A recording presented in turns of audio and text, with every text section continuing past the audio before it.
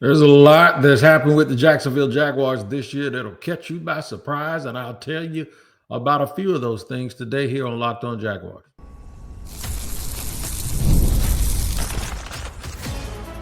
You are Locked On Jaguars, your daily Jacksonville Jaguars podcast. Part of the Locked On Podcast Network, your team every day. It is your team every day here on Locked On Jaguars. We thank you for making us your first listen here.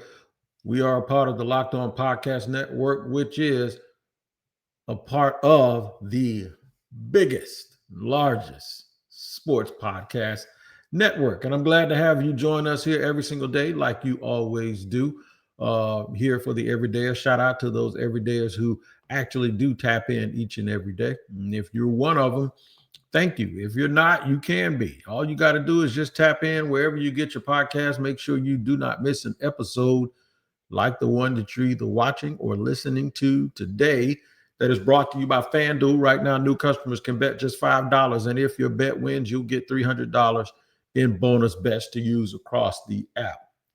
Getting ready for Turkey Day coming up, man. I thought I'd take a little bit of a reflective look with the Jaguars being 7-4.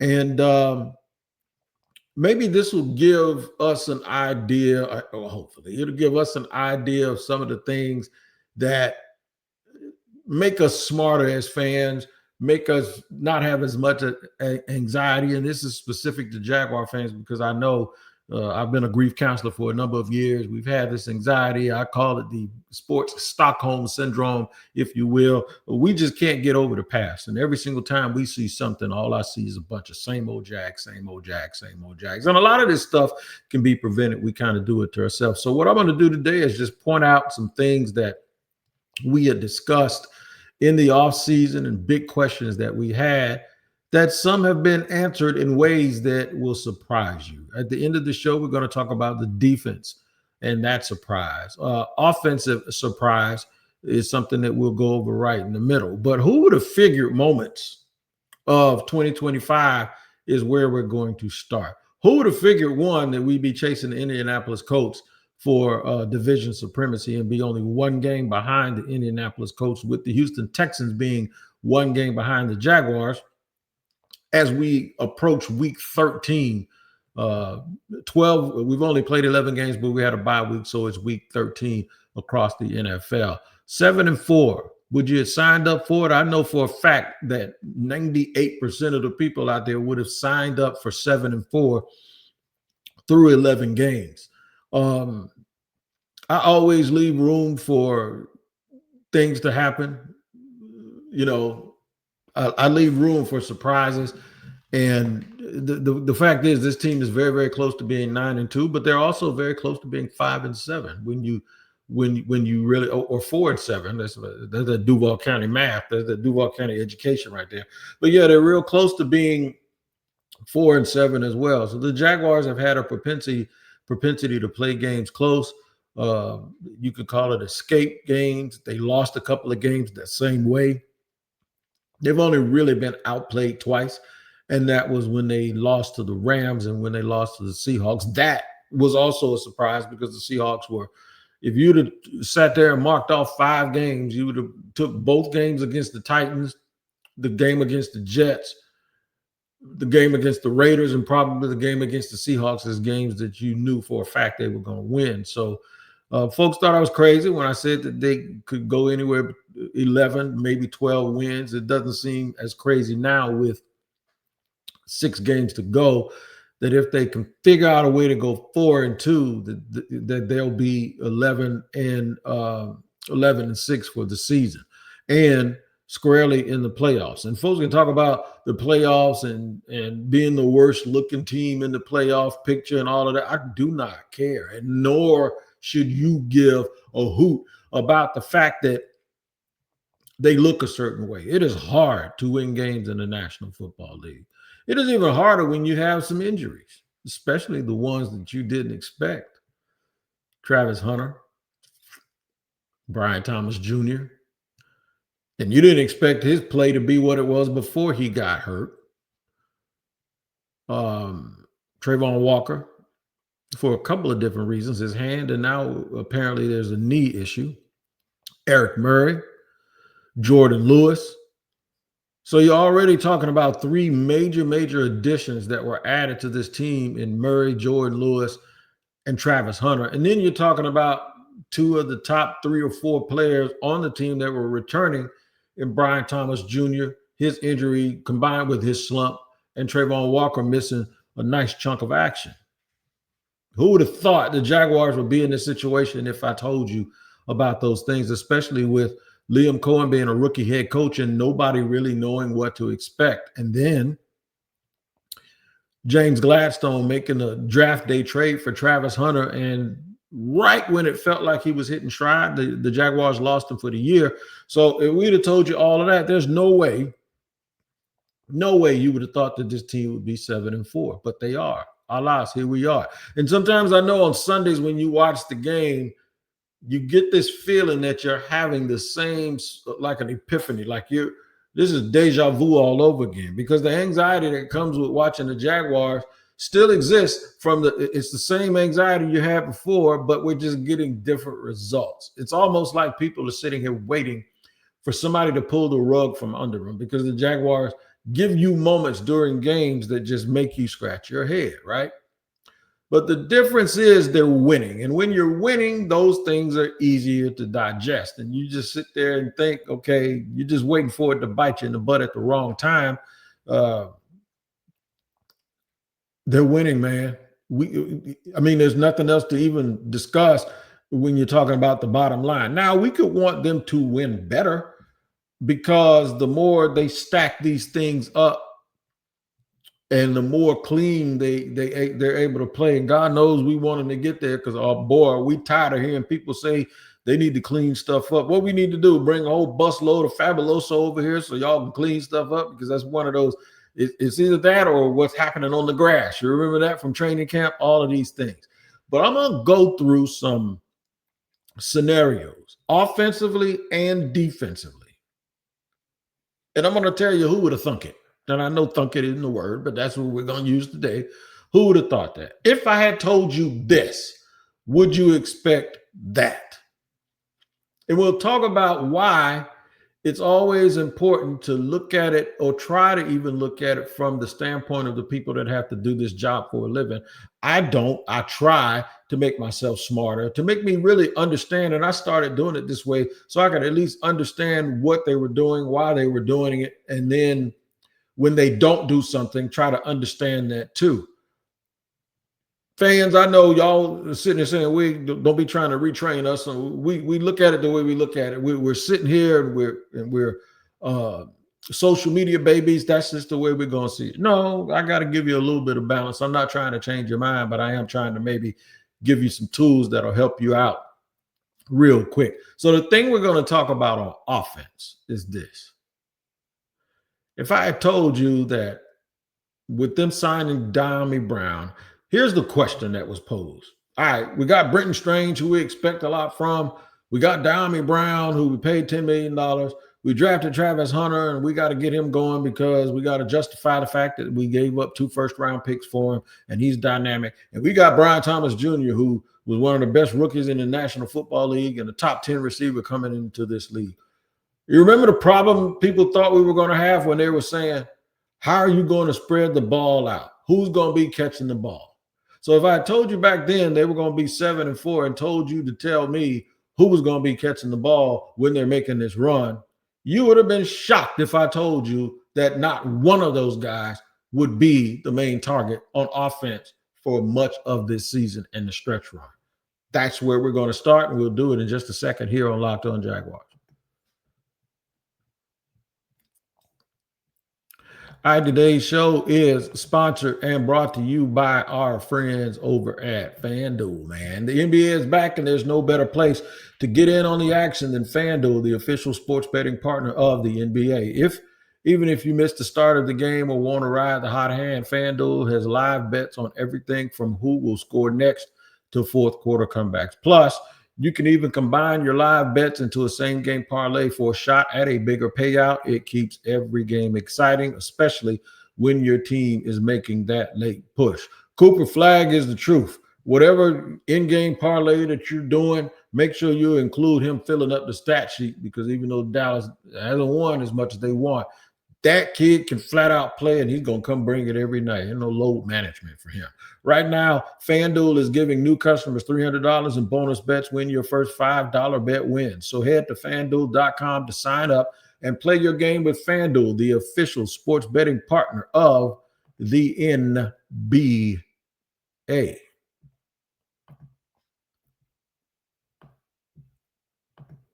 All right, we're moving and grooving here on Locked On Jaguars, talking about things that you would have never, ever, ever thought would happen. Before we get to those receivers, Travis Etienne, who did not have his fifth-year option picked up, is now a fan favorite on this team. Yep, you got that right. He's the top 8 running back in the National Football League. And I don't even know if stats support that, but I know in the general feeling, people really love Travis Etienne, and they want Travis Etienne to be back. What if I told you Parker Washington? There were some people, I think Brent Martineau said it and a couple of fans said it, that Parker Washington would be an integral part of the Jaguars offense. I did not know that Parker Washington might be an all-pro at kick return and punt return, or at least punt return, but he's definitely there. He's one of the most dangerous players in the league. And that goes to player development. And that's something that we're going to make sure that we touch on that too, because it is extremely important. But people were trying to find, he's the star of camp. How do we get him touches? So this is why football is this way, because you never know what's going to happen. And nobody builds their team anticipating injuries. But people anticipate the fact that people are going to get hurt playing a gladiator sport. And they know that they have to fill these rosters up with dudes that are absolutely capable, or they have the wherewithal to make sure that they keep pressing and pressing and pressing. And we've seen that at wide receiver. And Parker Washington is a big reason why this team is 7-4 and look like they're making a strong push towards the playoffs at the very least, and maybe even the division title. But when they give Diami Brown that much money, and you have Brian Thomas Jr. coming off of that much success from 2024, and you get Travis Hunter and you're invested in playing him both ways, which wide receiver is where he started the most, you'd have told me I needed to be drug tested if I would have said that come week 11, 10, week 10, 11, and 12, when the Jaguars are making a run towards the division, not one of those people would be people that the Jaguars are throwing the ball to the most. They went out and got Jacoby Myers because they absolutely needed to. Parker Washington has stepped his game up because he absolutely needed to. And without either one of them, the Jaguars wouldn't be anywhere near where they are right now. We know Travis Hunter got hurt and he's out for the year. It's a harsh reality of this game. Brian Thomas Jr. got hurt, and even before that, our feelings was hurt because he wasn't playing up to par with the way that we expected him to play either. And Diami Brown, let's just face it, he's been a disappointment, regardless of the fact that he did have a little bit of a fast start and then all of a sudden just fell off a cliff, and then he got hurt, and he hasn't been able to get back to being a part of the rotation. Tim Patrick is getting a lot of his catches, and Trammell, the young kid, Alan Trammell, is playing a little bit whenever they need somebody else. So you could almost see him getting phased out a little bit, but he's still there as a part of the offense.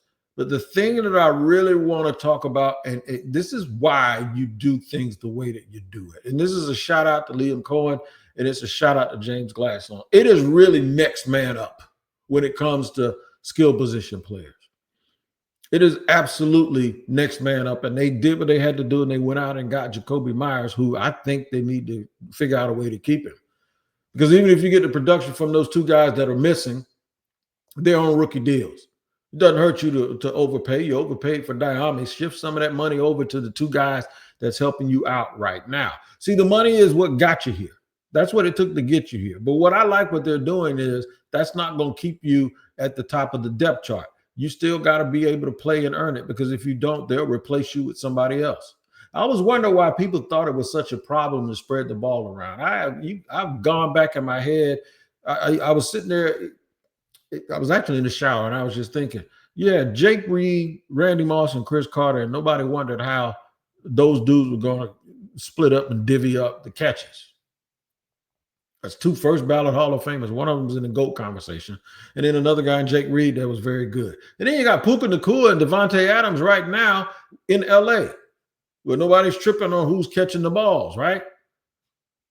So imagine having that discussion in the offseason where people, the biggest concern that they had, and this is where I go to, y'all worry too much. The biggest concern is who's going to catch the ball and who's going to lead. And you paid this for this guy and you use this draft pick on that guy. What about this guy? Is he going to be upset? And it turns out ain't nobody got the right to be mad because ain't none of them. Bad English again, but I'm going to say it. Ain't none of them the ones catching the ball for various reasons. Some of it's out of their control, like Travis. He couldn't help that he got hurt. But this is why you don't worry. And the Jaguars brass couldn't sit there and be worried. They needed to find solutions. They needed production.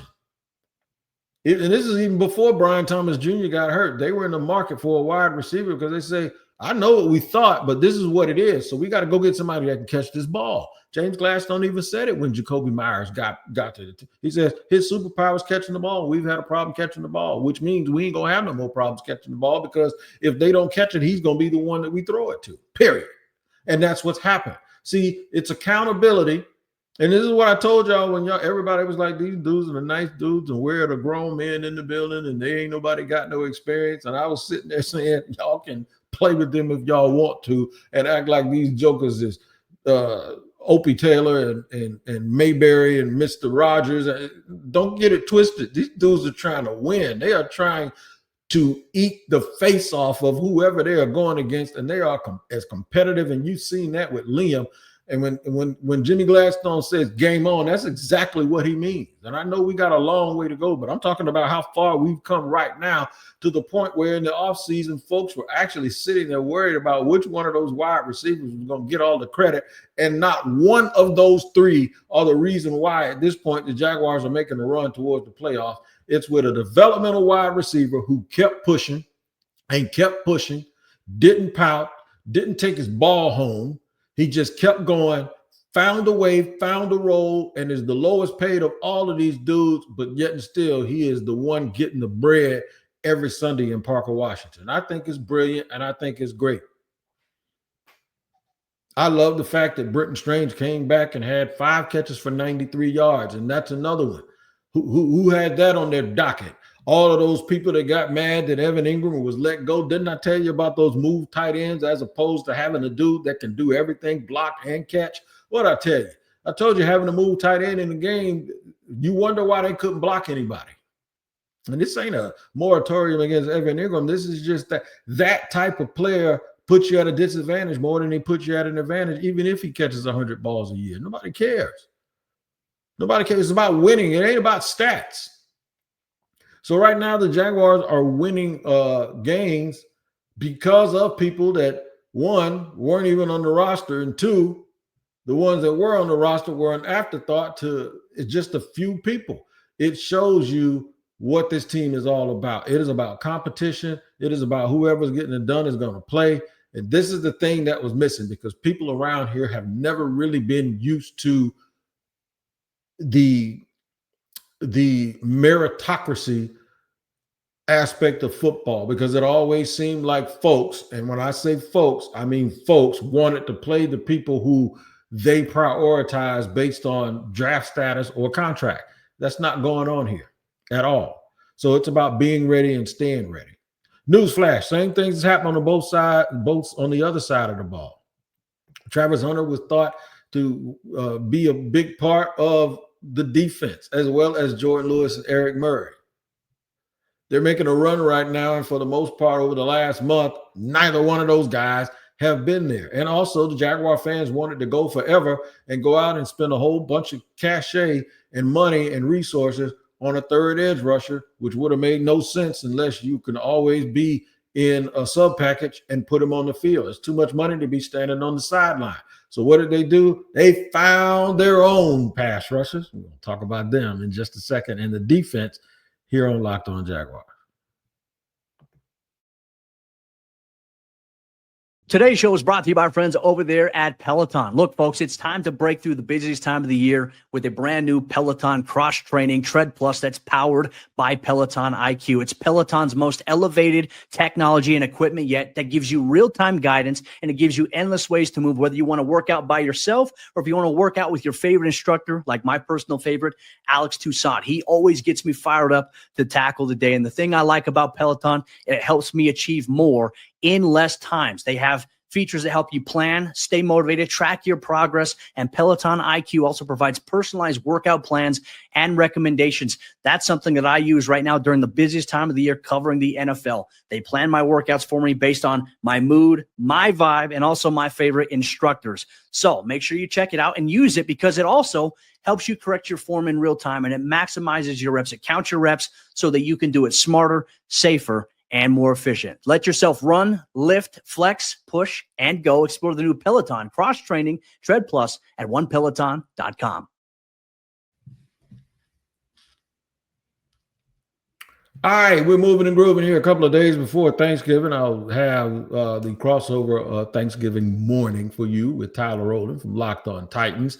And, of course, Wednesday show tomorrow. I'm going to tell y'all some things that I'm absolutely thankful about as it pertains to football, being able to do this for a living and being able to share with you guys. That's what I think this is. This is sharing. I don't want to sound all therapy based, but I share every day. We talk, and sometimes we go through it on social media. But the thing is my intent is always to make this.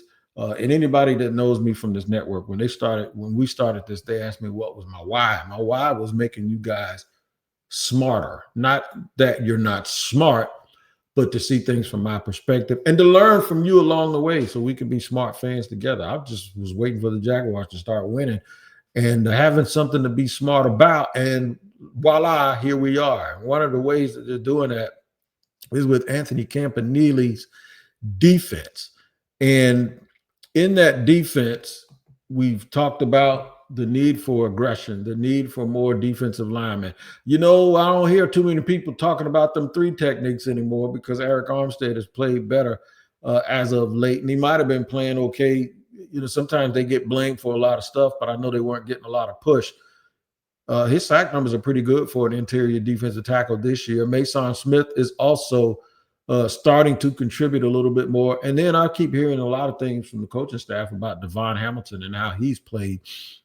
He saved the Raider game, by the way, by getting his big old hand up and knocking the ball down, because we'd have been sitting here angry with our lip poked out had they lost to the lowly Raiders, and they shouldn't even been in that game. So this is why I'm happy, too, that I think they're going to be all right, because I think Trevon is going to come back. I believe Jordan Lewis is going to be able to come back and help this team. And at some point, Eric Murray is going to be able to get back. Devin Lloyd finally did come back. And now they're also getting quality reps from Dennis Gardeck, good special teams play from Yasir Abdullah, who was out for a little bit. The expected play of Foyesade Oluwakun, who that's just what he does. Josh Allen is one of the leading pressure edges in the National Football League, and now it's starting to show up with sacks the last few weeks. So he's coming along. And then they went out and got Dewan Smoot, who's been very, very helpful, and Emmanuel Ogbah not so much. But here's what happened. People wanted them to go out and get edge rushers. They've been talking about edge rushers forever. And they kind of forgot that they were talking about edge rushers forever when the Jaguars edge rushers both had double-digit sacks last year. So nobody was begging and screaming for it until they got off to a statistical slow start this year. And in comes Danny Strigo. I hope I'm saying his name right. Strigo or Strigo and BJ Green. So now you get these 2 young, undrafted players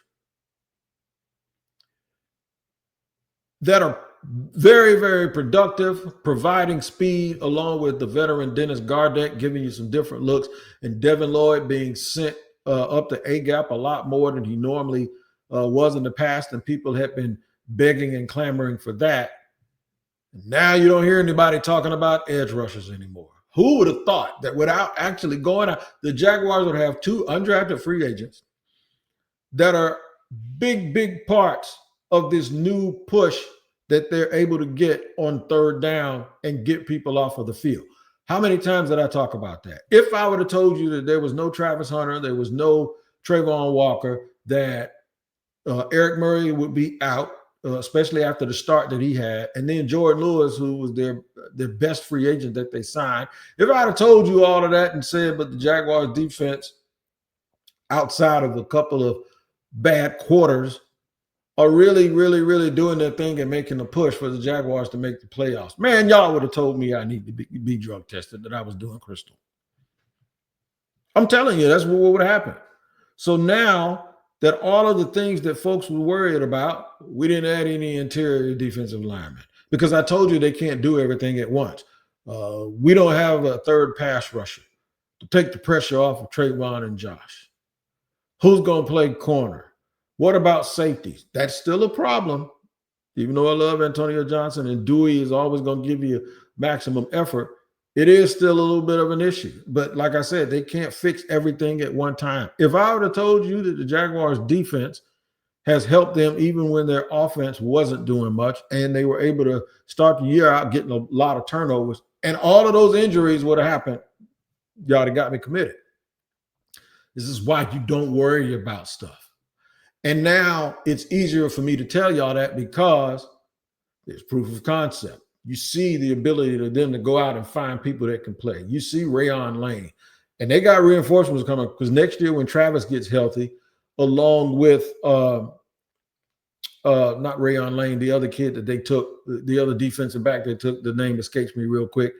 When they get these dudes back next year, it's going to be a tremendous, tremendous boost to this franchise. Caleb Ransaw. When Caleb Ransaw comes back, they put him on IR. They didn't want to try to fast track him. What they did was they went and said, you know what? It's all about the future. We're going to make sure that we take care of him and do the right thing by him. It's not career threatening or anything like that, but he's going to come back with gangbusters. And I'm sure with how they were feeling about him and how he was moving around in training camp, he is exactly what they thought he was going to be. I'm excited about the prospects for the rest of this year, but I'm really excited about it because while I haven't really looked into the draft from a Jaguars perspective, because I've done it for 49 years and half of that was without the internet. It was just with books and manuals and trying to connect the dots whenever I could see people play based on pedigree and who the coaches in college was. But, you know, the last 25 years, we got computers and all of this stuff, and we can see everything. But I was doing this way before then. So I'm not doing that as much for the Jaguars this year because I trust the brass, Tony Baselli, James Gladstone, Liam Coen, that they're going to be able to draft players and line it up with the mission and it be complementary on both sides of the ball. You look at the Rams, man. The Rams won the Super Bowl, blew it up, got rid of a couple of Hall of Famers. Aaron Donald retired. They fixed their offensive line, changed their entire front seven and the secondary, and they're the best team in the league. And this is like 3 or 4 years after they won the Super Bowl. It's remarkable that they've been able to do that. You look at the 49ers. 49ers are missing 2 Hall of Famers in Bosa and Fred Warner. And then George Kittle was hurt for a lot of this year, and Christian McCaffrey was banged up most of last year. They're 8-4 with like 3 rookies on their defensive line. It's unreal, man. The fact that these teams can draft players that fit what they do so well that they plug and play. And this is why I'm very, very happy. And I don't have to try to sit here and go through my little notepad of guys that I want the Jaguars to pick. I'm just going to be waiting in anticipation when this season ends, whenever that ends, whether it ends in the Super Bowl or in the playoffs or whatever. And I am so stoked about the future of this franchise because they got it right. And I know a lot of people want to talk about Trevor. Let me explain something. I have been telling people this entire time that when I talk about Trevor Lawrence, I'm talking about what people think he is as opposed to what he actually is, and the Jaguars have to make an adjustment to what they expect. I'm not talking about whether I think Trevor's a decent quarterback or a good quarterback. I have said that Trevor Lawrence at times looks like an all-pro. And then at other times, he doesn't. And sometimes that's not even game to game or quarter to quarter. That's drive. Sometimes it's in the same drive. I've always just talked about his consistency and the variance. And you guys have heard this, and he needs to close that gap. Don't confuse that with me thinking that kid stinks or that the Jaguars need to just find a way to get rid of him, which I know is almost impossible. At least he's going to be playing on the first year of his extension next year. The reason why I say I want to make y'all smarter is because folks seem to think that that's the way I feel when I have never, ever, ever said that. And all of these things that I talk about are right there for your consumption on audio or video each and every day. We got to get to the point where we accept truth without thinking that it's extreme to the other side. And for every time I criticize Trevor, there's a gang of people that's ready to jump on me. And every time I say something nice about Trevor, there's a gang of people ready to jump on me. So as polarizing as it is, I do stuff like this just because I want people to listen and pay attention. Dan Orlovsky said something I've been saying forever about Trevor's inconsistency. And somebody says, is that how you really feel? And then somebody else said, I got those vibes too. You don't have to depend on vibes when you get my words every single day. What you depending on vibes for? Why are you worried about what you thought I said as opposed to paying attention to exactly what I say?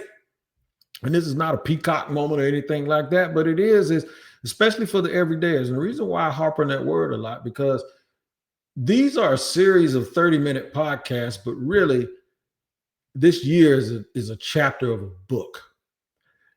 And then each chapter is a synopsis or a part of the bigger picture that is the Jaguars.